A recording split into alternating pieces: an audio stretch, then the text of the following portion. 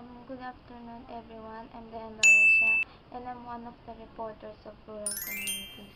One of the components of rural communities is rural government. It is composed of barangay and a barrio.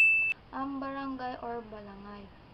It was originally called as its roots in pre-Spanish time. Barangay, later called barrio, was the basic political units during the Spanish colonial period.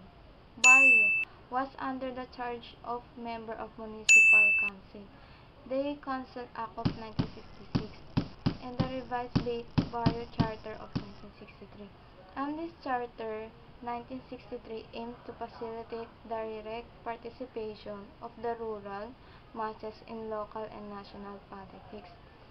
During martial law of President Marcos, decreed the creation of barangays or citizen assemblies in the barrio, municipality, and district in chartered cities. During the May 11, 1987 election, a change of voting was noted. Some observers pointed out of reduction in the practices of vote buying, political patronage, and of ward leaders. Referring to the election of May 11, 1987 to 2002 was the Barangay and Sangguniang Kabataan elections. Barangay election is important because it is the original cradle of home of democracy.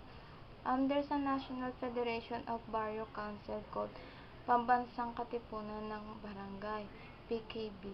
It is the aim to develop programs and projects to be implemented, monitor, and evaluate through the barangay.